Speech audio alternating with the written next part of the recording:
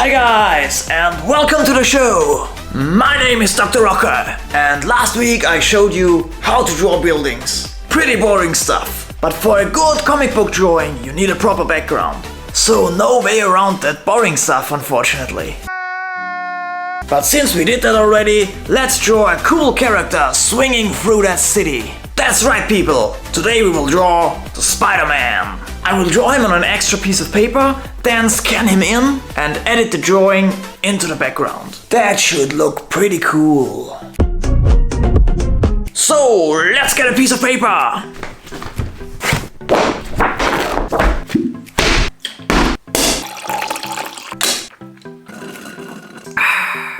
So, before we start, some shoutouts are in order. Who wanted me to draw the Spider-Man? Just Sketch him.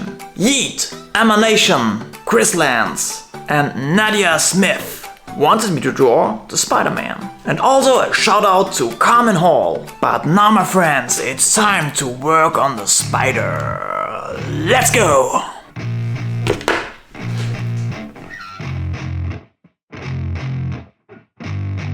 Yeah. I spit raps like a heart attack, fast fatal heart impact, past painful scars, in fact I blast tasteful bars and packs. I back up my actions, fact don't ask, grab reactions, jacked attack with every word, then act with class as they hear me snap. I got nothing to lose, cause I fought and felt the bruise, now I'm not the one confused, call the shots and they produce, I ain't lost, I'm finally loose, pick a new silver excuse, I need the views to boost me to a new abuse of being used. Everybody wants a piece now, y'all can rest in peace now, you're dead to me so peace out, remember you're discreet out, get ready for defeat now, I'm gonna make you bleed out. Listen on repeat now and weed out all the weak now. Get up and make a change, don't remember yesterday. If you got something to say, speak your mind before your grave, cause your life is yours to save. Ain't nobody. Okay, so the fine line drawing is done. I had some trouble with all the foreshortening, as I think you might have noticed with all my erasing all the time. But I guess it worked out in the end. I also had the arm outstretched before, like this, but I reckoned this pose would look better when the arm is just like that. Looked more natural to me. Now I will trace all those outlines with a very thin fine liner because all those web nets, they can get quite messy.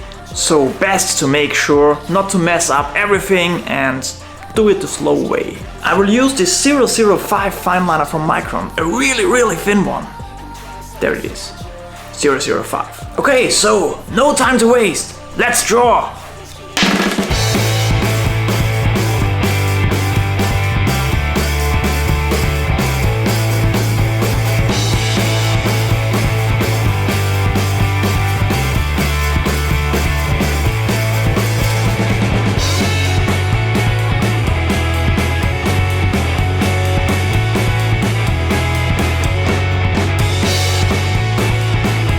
Okay fellas, from now on we will be able to see the thing better. As you can see, I traced all the most important lines and I even used a 003 for the spiderweb lines because I want them to be in the background, kind of. And I drew in the spider because it looks awesome! Now we need one of my Tombow pens for the line weight. Those Tombow pens are pretty similar to brush pens, but the tip is quite hard, so it's really nice to work with them. You have a lot of control over it. And I will just do the line weight right now, so you can see the difference from this stage, where it's really looking quite boring and lifeless. And then you will see the big difference it makes when you do some proper line weight.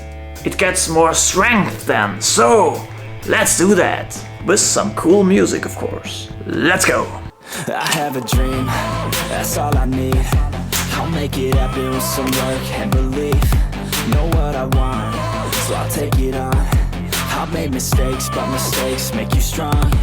Let's break it down for a minute. I want the crown, I'm gonna get it. You hear me? I guess you can see what I meant before when I said the line weight will give a lot of extra strength to the drawing. You can see the lines are going from thick to thin, and that brings a lot of dynamic to the picture.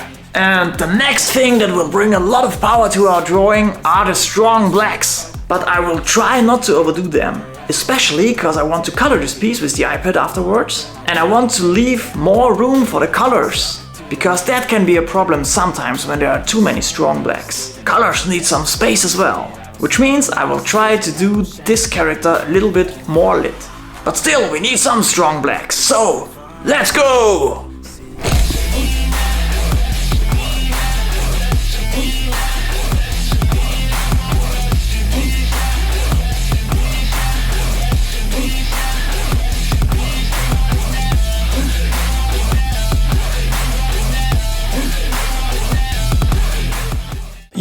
my drawings are full of strong blacks like Nagarash here.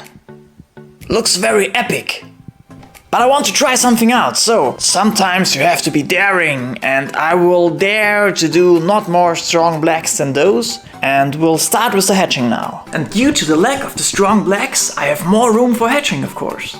And I want to try some different things, you will see in a second. I will do some longer hatching lines, and quite a lot of them, I guess. Might be that I change directions and go in with more strong blacks, but I'm not sure about that. I have to try it out. To make sure that this works, I will use my pencil again, just to sketch out my hatching lines. So let's do that. What I want to achieve here is a very well lit look on the character. So he's way more in the lights as I usually do them. And this is actually more the direction I'm coming from. Because I went to art school a long time ago, and it was more like traditional art, not comic book art. It wasn't a thing back then. And the old ink drawings from the old masters here in Austria and Europe, they used a lot of lines to do shadings. And I used to do that more as well. But then I fell in love with the stuff from David Finch and all the strong blacks and stuff like that. And I still love it. I just want to try and mix up the game. And at the same time, I don't want anyone to get dizzy when he looks at the drawings, so I have to be careful not to overdo those as well.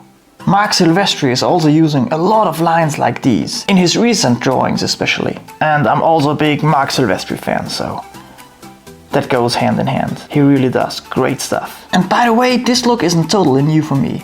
Maybe you have seen the drawing I did for Dragon Rage. Very cool comic, by the way. They're doing a great job. And I drew their character with a dragon. I can show you, it's right here. And here you can see I also did a lot of these stylish rendering lines right here on the forearm and everywhere actually. And I really dig the look. So let's hope this works for Spidey here as well. Very excited about this. I'm really not sure if it will look good. If you slightly change the direction of those hatching lines, makes all the difference. Look at that. There would be this one, and there we go, like this. If it works, I will make a video about that. But I have to figure out if it's cool enough. Try it out some more. I hope you can see this properly, but I will link this now. I will use a 0.2 fine liner from Micron and just go ahead and try my luck. 0.2. Let's go. I'm trying to get those lines from thin to thick as good as possible, and that would be easier with the Tombow pen, but the Tombow pen would be a bit too big, I guess. I want to produce very fine lines. I always draw the line first where the other lines will run into. In this case it's that one, and now I can draw these lines. And I have a starting point or a finishing point, however you want to draw. I personally like to draw from thin to thick. I have the most control over my pen like that. But that's personal preference, I think. It's starting to get a look. I hope it's a good one. Just changed to a newer pen. The other one didn't really produce a thick line with more pressure anymore. This one works better again. Almost done with the feet. I hope it doesn't look too messy. But the feet are the darkest part, because they are the furthest away from the light source, which means I had to do way more hatching lines on them, as I will have to do on the upper body. I will also do a little bit of cross hatching, but really next to nothing, just a little bit. To make sure to get a nice result with thick to thin lines, you have to hold the pen in the right angle. Yes, Lawrence, I know, you're tired. And then use the pressure to make the line thicker. It will need a little bit of practice, but you can do it as well. Now I will take my 003 fine liner again to do some really small details and small hatching lines as well. This will make a big difference, you'll see.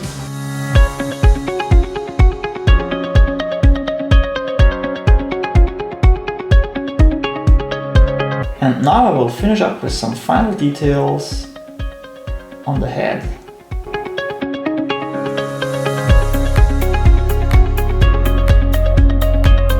And here we have him, finished in inks, Spidey. I think it looks pretty cool. I especially had fun with the 003 fine liner. I have to use that one more. And now I will get the iPad to color our Spider-Man here and then put him in front of this background. This should look dope, so let's get the iPad. Oh look, it's in the coloring section.